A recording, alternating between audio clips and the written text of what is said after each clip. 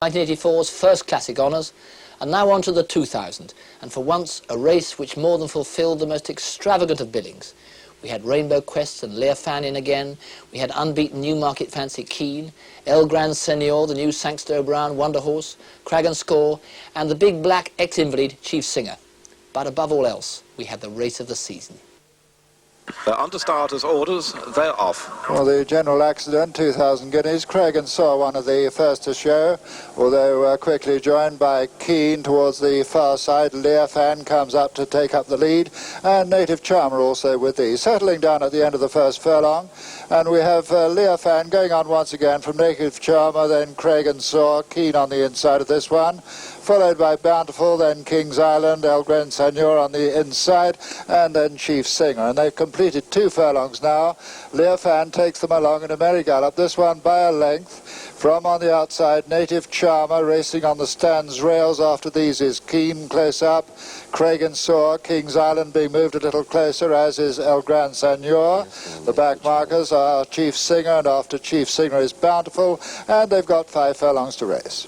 So Leofan continues to set the pace towards the rails. Native Charmer a length behind him, one off the rails. These two tracked by Gran Senor. Well, he was a hell of a good horse on that day.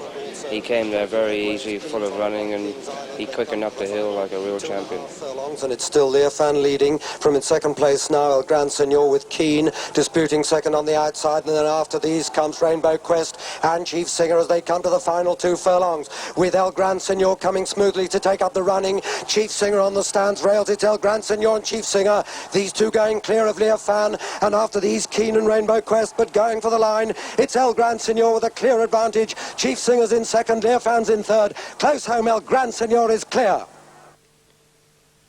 When we look at the replay, the first thing you see 2 furlongs out is how many horses are already in trouble. Crag & Score can't cope, Keen is struggling, Rainbow Quest goes nowhere, even Leofan no longer dominates. But if Padre and most of us now thought that Gran Senor had it for the taking, Chief Singer on this near side going just as well was the revelation of this 2,000 guineas. And if Gran Senor does have claims to greatness, they have to rest on the way he quickened a second time to emphatically beat as fine a horse as Chief Singer later proved to be.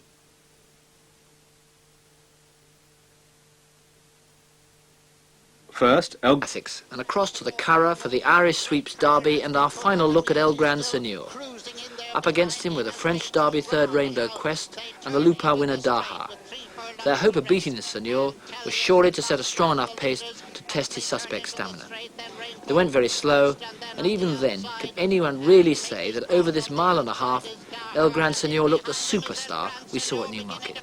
Now, but it's Rainbow Quest who's hit the front. They've got under 2 furlongs to race now, and Rainbow Quest is in the lead. And here comes Gran Senor. He's cruising right up now, and Steve Cawthon doing everything with Rainbow Quest. And on the near side is Gran Senor, and here he comes racing away. Yes, Gran Senor has won. Viva Gran Senor as he goes past the post in a canter. Dahar is third. first, Gran Senor, second, Rainbow Quest, and third, Daha. Something of a bloodless victory for the Sangster O'Brien Edery team, but in the eclipse at Sandown a week later with Sadler's Wells, they had a much closer call. And one has to say that in another slowly run race, Edery played his cards rather better than some of his rivals. Still with a 6, 7, probably near a 7 length advantage as they enter the straight now and come up towards the 3 furlong boy. So at the marker here we have Society Boy well clear. Sadler's Wells on the outside is... Well, on that day, I think he was a very good horse. He beat the fillies. She was at her best, Time Charter and Walk On. And, you know, he gave me a great ride through the race, and he quickened up like a good horse. And after that, he won the Phoenix Champion, beating Seattle Song, which went on to win the Washington, so he was a great horse. With on the outside, Sadler's Wells now putting in a run, and on the outside, Crystal Glitters. Just after these comes Time Charter and then Wassel, all pretty close. But it is, as they come up towards the last half, Sadler's Wells, Time Charter making a bit of ground, Morcon on the outside.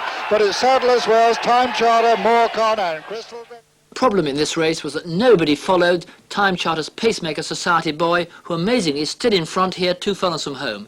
Time Charter last on the rails.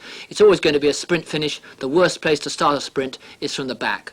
Morcon is 3 from the right in the white colours. Well, he didn't lie close to the pacemaker and lacks clearly the acceleration to close on Sadler's Wells, on whom Padre has done the perfect move, playing your cards first when they're queuing up for a sprint. That first run has proved the vital advantage. Hard though time charter and Morcon try, they can't close with Sadler's Wells. First, Sadler's Wells. Second, time charter. Third, Morcon. Time charter failing there and has switched back to 1.25 miles. But now one of the triumphs of the season.